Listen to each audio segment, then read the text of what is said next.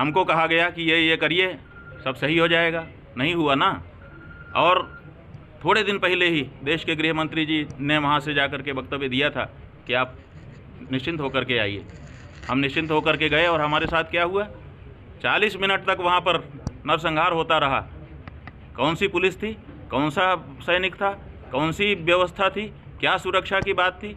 लोग रोते रोते बता रहे हैं कि हमारा भाई जिंदा था, हमारा पति जिंदा था। 40 मिनट 50 मिनट तक वहाँ पर एक फर्स्ट एड बॉक्स तक नहीं था जहाँ 2000 लोग जा कर के आपके बुलाने पर पहुँचे हुए थे। तो ये जो अव्यवस्था है और ये जो आप कह रहे हैं कि सीमा पार से आए थे आतंक, इतनी जल्दी तो आपने पता कर लिया, उनके नाम पता कर लिए, उनकी पूरी हिस्ट्री आपने पता कर ली, लेकिन घटना होने के बाद आपको तत्काल सब कैसे पता चलता है? घटना के पहले क्यों आपको पता नहीं चलता है?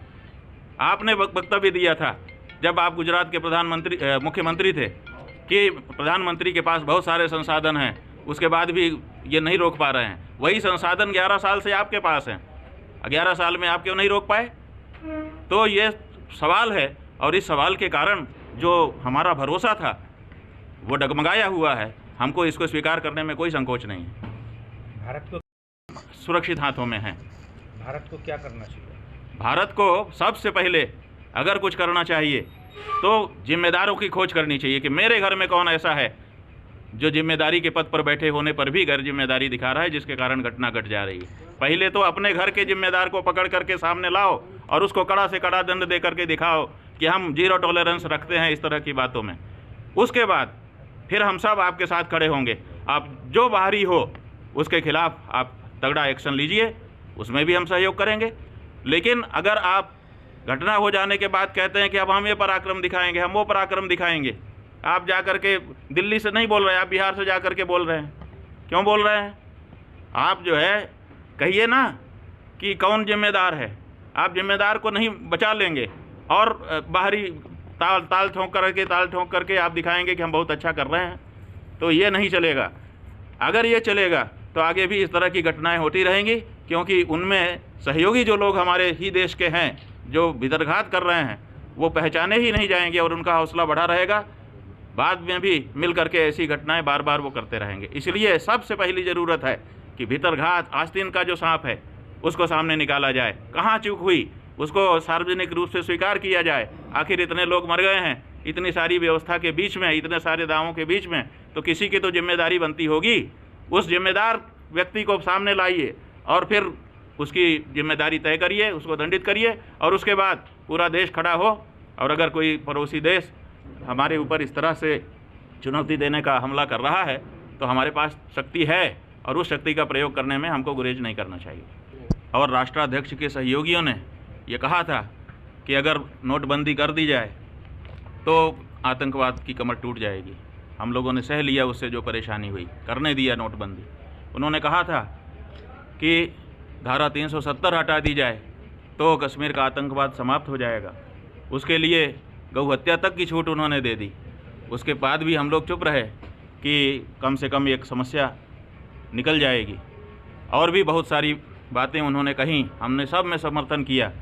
लेकिन आज परिस्थिति क्या है?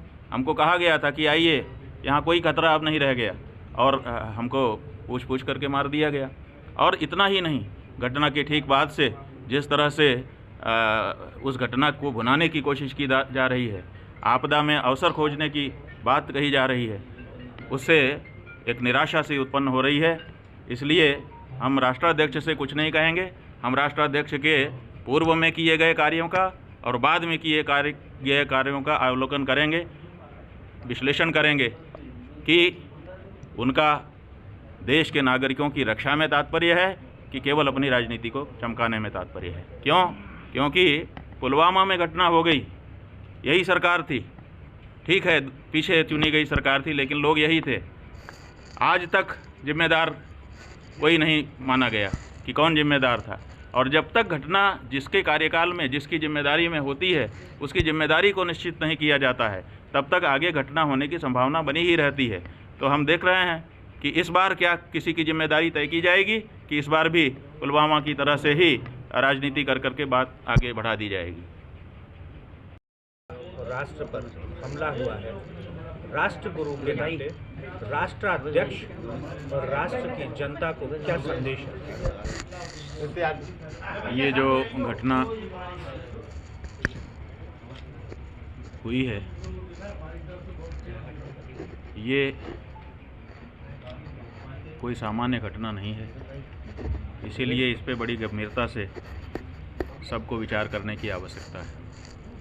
न केवल घटना पर, बल्कि घटना के आगे और घटना के तत्काल बाद से जिस तरह की गतिविधियां देश में हुई हैं, उन पर भी गहन विचार की आवश्यकता है।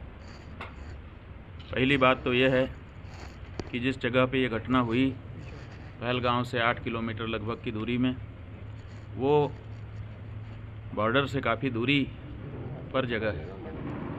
जैसा कि बड़ी जल्दी बता दिया गया कि पाकिस्तान से आकर के लोगों ने ये घटना की, तो इतनी लंबी दूरी तय करके हथियारों के साथ वहाँ पर कैसे लोग पहुँचे, और फिर उन्होंने बड़े आराम से 30-40 मिनट का समय लेते हुए ये सब घटना की, और फिर वो बड़े आराम से कहाँ जा कर के गायब हो गए, कैसे वो फिर अपने देश में वापस चले गए।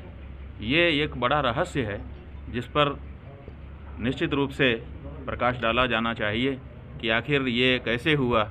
बीच में कोई देखने वाला, कोई सुनने वाला, कोई समझने वाला, कोई शंका करने वाला नहीं था।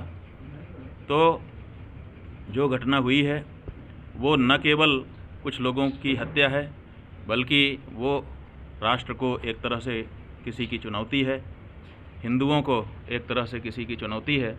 और वो किसकी चुनौती है और वो चुनौती के पीछे क्या शक्तियां हैं, इनका संज्ञान अगर नहीं लिया गया तो इसका लंबे समय तक दुष्परिणाम हमको भोगना पड़ेगा।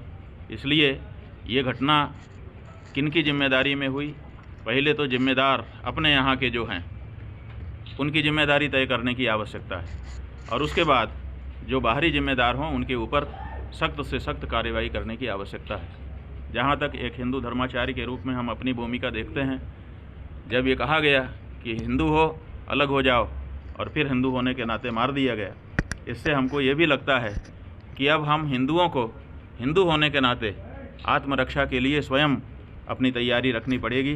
क्योंकि ये तय हो गया कि कश्मीर में कश्मीरियत, जमहूरियत और इंसानियत का नारा लगाया जाता था। जो कश्मीरियत का नारा था वो तो सैयद आदिल ने अपने मेहमान को बचाने के लिए जान दे करके प्रमाणित कर दिया कि वो अभी कहीं ना कहीं सुरक्षित है।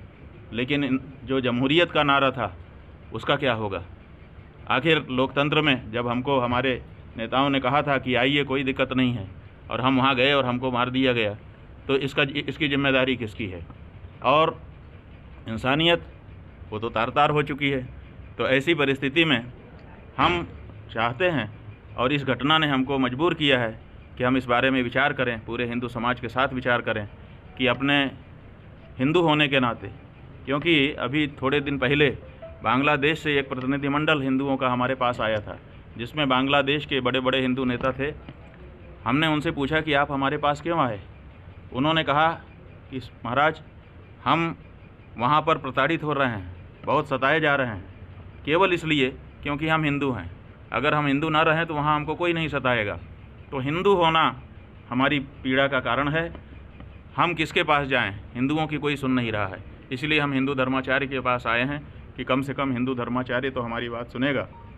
अभी हम उस पर विचार कर ही रहे थे, इधर ये घटना घटी है जिसमें फिर हिंदू को लक्षित रूप से निशाना बनाया गया है। तो ऐसी परिस्थिति में हम ये सोचते हैं